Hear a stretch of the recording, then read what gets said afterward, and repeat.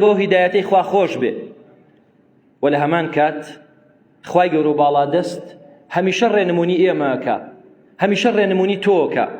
چ پەڕەیەکی قورئان هەڵەیتەوە کە ڕێنمونی تۆ نەکا بۆ ئەوەی کە چۆن خوای خۆت بپەرستی بە باشترین شێوە، چۆن کەسێکی یەک خواپەرست بی، چۆن کەسێک بی کە دوورکەویتەوە لە شەریک بۆ خوا بڕیاردان، چۆن کەسێک بیت کە بەڕاستی بڵێ محەممەد ڕەسوول الله صلی الله عليه و آله وسلم. گوێڕایاڵی کەی لەوەی کە ئەمری پێکردووی، واز بێنی لەوەی کە نەهی لێ کردووی، خوا نەپەرستی مەگەر بەوە نەبێ کە پێغەمبەر صلی الله عليه وسلم ڕێنمونی کردوویت و پێشی نەکەویت، بیدعە نەکەی، زیادە ڕۆیی نەکەی لە دینە، بەڵکو بە مامۆستای خۆتی بزانی. تۆڵی پێشەوا لە پێشتەوەیە، بەڵام کە تۆ زیادە ڕۆییەکەی لە دینە و بەویستی خۆت شت داهێنی، پێشەوایەتەکە نامێنێ لە ڕاستیە. بۆیە خوای گەورە و باڵا دەست لە هەموو شتەکان ڕێنمونی ئێمەکە.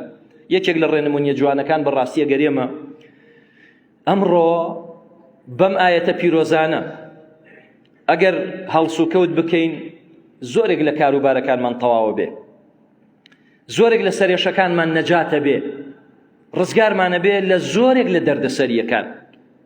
ئەویش بەهۆی کۆمەڵە خەڵکێکن کە بەڕاستی حساب بۆ درۆ ڕاست ناکەن، هەموو هەواڵەکە گێڕنەوە.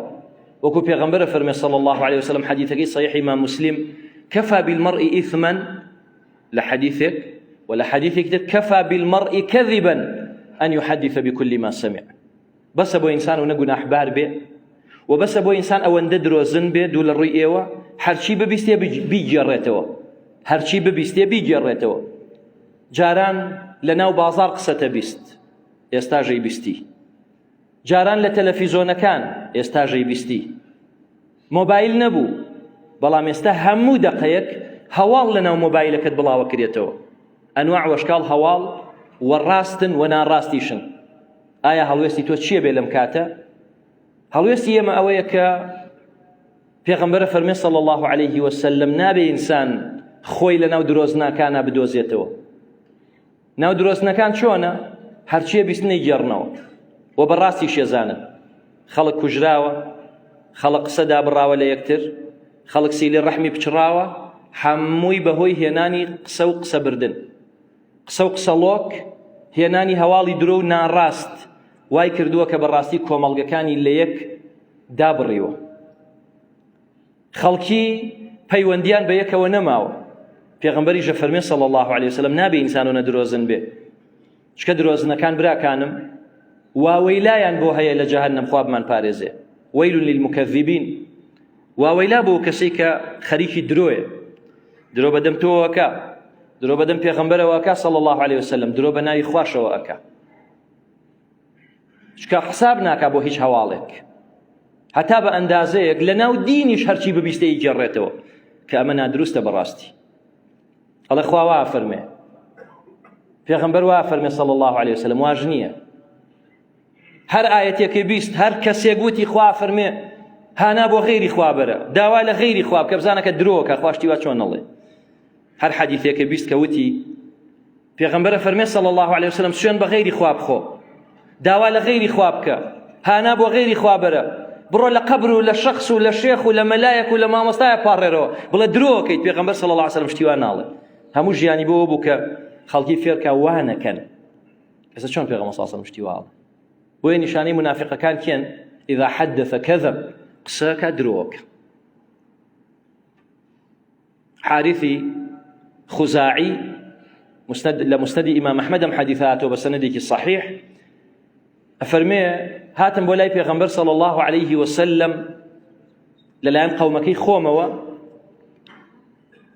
دعوەی کردم بۆ ئیسلام، پێی وتم ئیسلام ئەمەیە، شایەتی دانە بە لا إله إلا الله، بە محەممەد ڕەسوول الله، بە نوێشکردن، بە زەکاتدان، بە حەجکردن، بە ڕۆژوگرتن، هەمووی پێوتم. باسی زەکاتی بۆ کردم کە ئێوە دەوڵەمەندن، ئێوە پارەتانەیە، ئێوە فەقیرتانەیە، هەژارتانەیە، نەدارتانەیە، قەرزارتان هەیە، خەڵکتانەیە کە بێخانەولانەیە. ئەو پارەی کە خوا پێیاون لەم نیسبەتە و ئەو گەنموجۆیی کە خوا پێیاون لەم نیسبەتە و ئەو مەڕووماڵات و مانگا وشترەی پێیاون لەم نیسبەتە، ئەبێ ئەم حەقە هی خوایە، لەسەر ئێوە واجبە بیدەن بە فەقیرەکان. ئەڵێ من وشتمەی پێغەمبەری خوا صلی الله عليه وسلم دەیتر ڕێم بدە با بچمەوە بۆ ناو قەومەکەم باسی ئیسلامیان بۆ بکەم.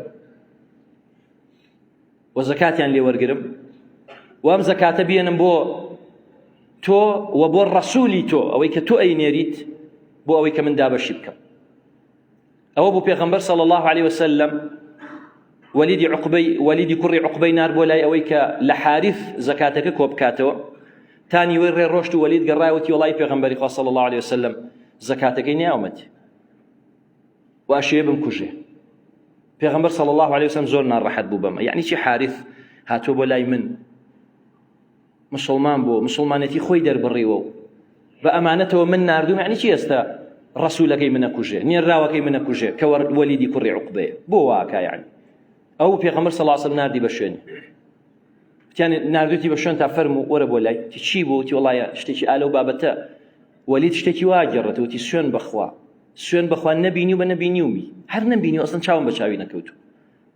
هاو بە لای پێغەمبەر صلی الله عليه وسلم پێغەمبەر صلی الله عليه وسلم فەرمی وەلید زۆرم پێ ناخۆشەکەوات کردووە بۆچی یعنی ڕەسوولی من تۆ بە حساب بە ئەمانەتەوە من تۆم ناوتی وەڵای ئەی پێغەمبەری خوا صلی الله عليه وسلم بەو خوای کە سوێن بەو خوای کە والذی بعثك في الحق بالحق سوێن بەو خوای کە تۆی بە حەق ناردووە ما رأيته والله نمبینی وما رآني سوێن بەخوا نەیبینیوم. ئێستا تۆی چۆن یعنی ئەلەو کاتەیە خوای گەورە باڵا دەست ئاەتی ناردە خوارەوە. جا سەیر ئیشەکانی خوای گەورە چەند جوانە لە واقعەکانە ئاەتە پیرۆزەکانە نێرێتە خوارەوە سەیری کە ئەم هۆکاری دابەزینانە چەند کاریگەری بۆ سەر موسڵمانانەیە.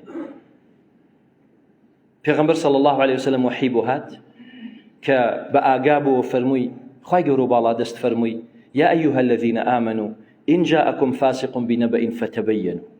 ئەی کەسانێک کە ئیمانتان هێناوە ئەگەر کەسێکی فاسق ئەگەر کەسێکی لە سنوور دەرچوو ئەگەر کەسێک کە حسابی بۆ چاکە و خراپە نەکرد ئەگەر کەسێ وا ناسرا بوو کە ساختەچی و سەقەتە هەواڵێکی بۆ هێنان فتبينوا تەئکید لە هەواڵەکە بکەنەوە خێرا باوەڕی پێ مەکەن.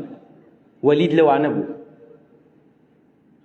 هەر لە خۆیەوە ڕۆی بەبێ ئەمە ببیستێ کە حارث وایە یاوانیە یەکسەر قەناعەتی کرد بەوەی کە ئەمە لێ ئەیە و ئەی کوژێ و زەکاتی ناداتی. فەرمی إن جاءكم فاسق بنبأ فتبينوا أن تصيبوا قوما بجهالة فتصبحوا على ما فعلتم نادمين.